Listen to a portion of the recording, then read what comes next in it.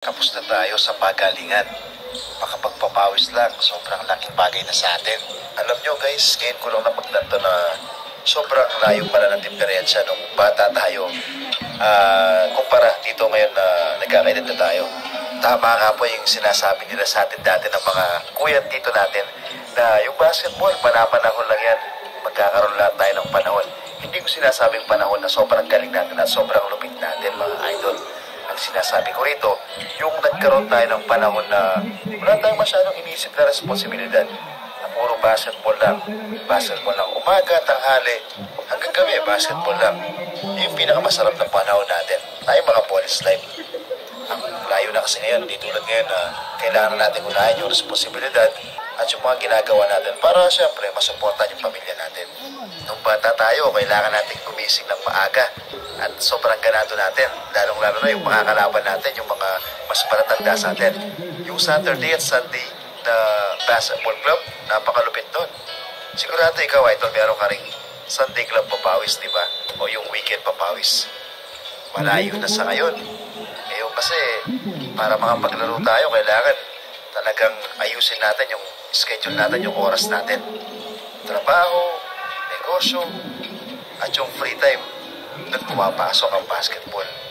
Ang malupit na papawis gaming natin. Ngayon na nagkakaedad na tayo at nagpapawis na lang, pwede mong kumustahin at i-mention yung mga dating nakasama maglaro at ngayon nakakasama mo pa rin. Diba napakasarap na pakiramdam na yung mga dati mong nakakalaro nung bata ka at nakakasama, naging barkada. Hanggang ngayon, meron pa rin silang time para makapag-basketball. Ibig sabihin, hindi talaga natin iniwan yung larong mahal natin. Yung larong nagpasaya sa atin. Sabi ko nga, yung larong nagpatibok sa puso natin. Kaya salamat din sa mga tropa o mga idol na kahit hindi tayo ganun kagaling sa basketball, marami ang nakaka-appreciate sa atin. Kaya sobrang salamat doon. Kaya big respect at saludo sa mga bowlers na kahit nagkakaedad na at pipilay-pilay na, masakit na tuhod at katawan, go pa rin, ball slave pa rin, di ba? Basketball pa rin. Ako, para sa akin, idol, sobrang laking tulong ng basketball sa mental health ko at physical. Sa'yo, idol, naging malaking tulong ba ang basketball sa'yo? Minahal mo rin ba ito ng sobra tulad ko? Naging ball slave ka rin ba? At magiging ball slave ka rin ba hanggang sa pagtanda? Ang siguradong sagot mo oo. For the love of the game. Kasi we love the game. We respect the game.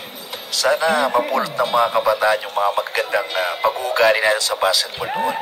Na noon, hindi naman masyadong importante yung best player. Importante noon, manalo ka na kasama mo yung mga tropa at kaibigan. Yung manalo ka na nagpagod kayong lahat. Sabi nga nila, mas masarap yung tagumpay kung magkakasama nyo itong naabot ng mga kaibigan mo at kakampi sa basketball. Kaya ikaw, idol, na nakakapanood ng mga video ko, mag-comment ka kung taga-saan ka. At syempre, salamat sa'yo. Kasi tulad ko, na-appreciate mo rin ng sobra ang larong minahal natin simula bata pa tayo. Ang basketball.